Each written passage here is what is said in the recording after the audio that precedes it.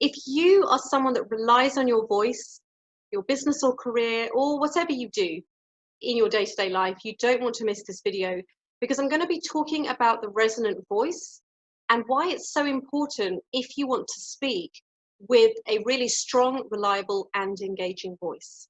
Now, in a moment, I'm going to explain a little bit more about vocal resonance. But first, I just wanted to talk briefly about why, for so many of us, it's hard for us to naturally speak with a resonant voice. So the way we speak is very habitual and deeply ingrained. And what that means is often a lot of the habits that we've got into, we're not even conscious of. We don't really, for most of us, pay very much attention to our voice unless something goes wrong. Our voice evolves as we grow up. We learn by mimicking those around us, and it really develops. And what's really important as well is we learn implicitly and explicitly what is acceptable and what's not acceptable with our voice. And so it could be something very simple. Well, I say very simple, it's quite a big thing, but you could have heard as a child that children should be seen and not heard. That is going to impact the way your voice develops. And often the messages we get around our voice are very fear-based.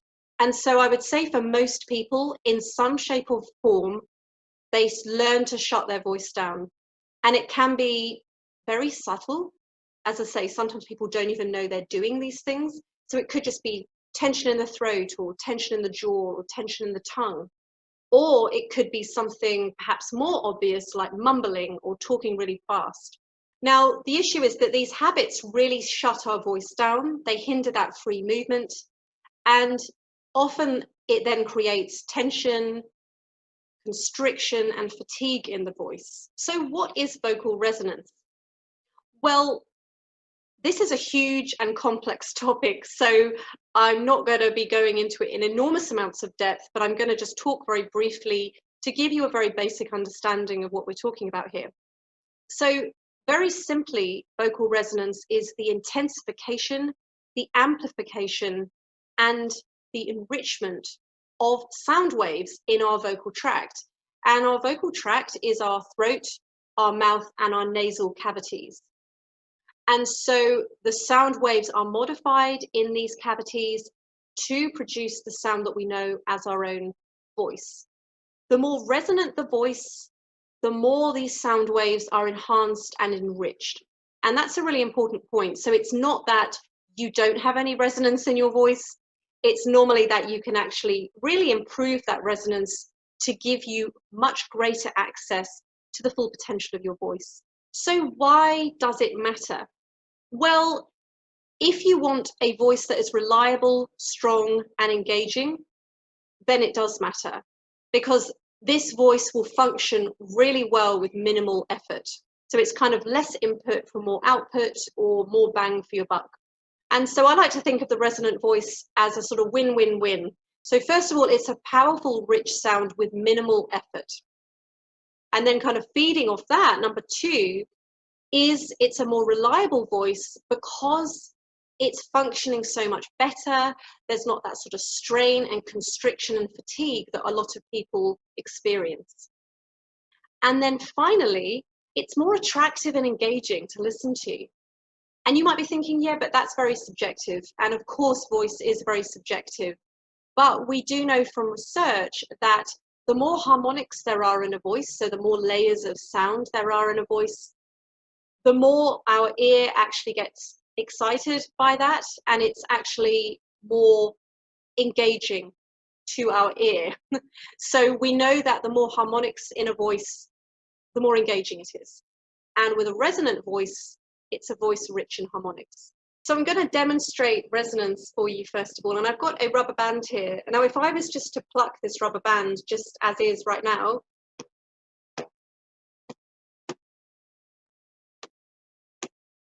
I mean, you can hear it, but there's not a lot of amplification going on there. It's fairly sort of flat and sort of dampened sound. Now, if I put this over this jam jar and then I pluck it,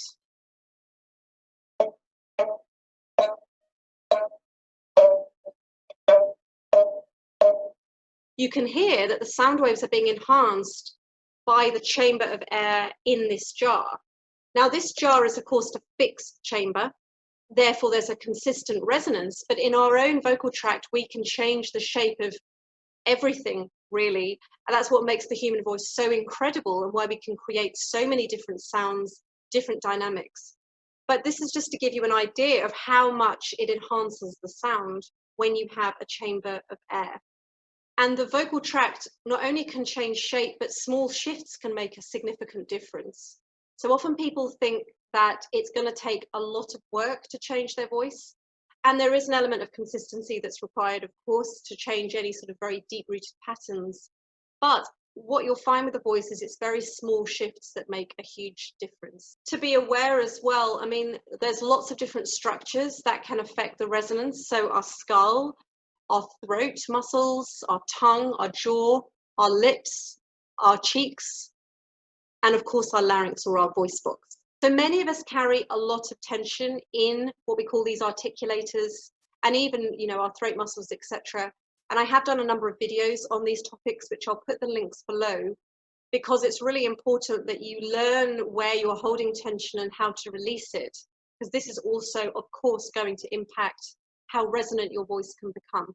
Now, one of the most important aspects of a resonant voice is what we call a sort of forward vibration of the sound.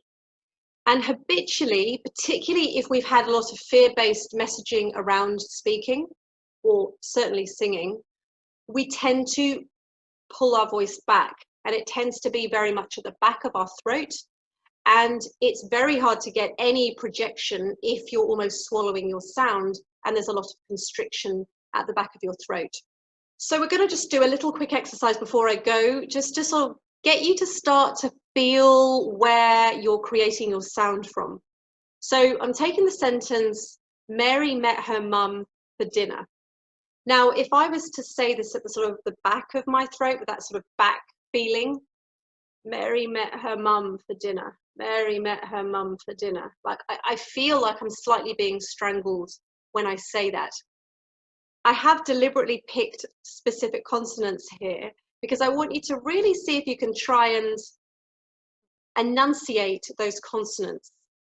Because those consonants are in the main created at the front of your instrument, so it's automatically going to draw the sound forward. Mary met her mum for dinner versus Mary met her mum for dinner. So that's just a very quick exercise you can try and play around with a sentence, see where you feel those vibrations. So where you feel those vibrations is where you feel them, but you want to try and get it forward as much as possible to have the most ease and power in your voice. So I hope you've really enjoyed this video, and I look forward to seeing you on the next one.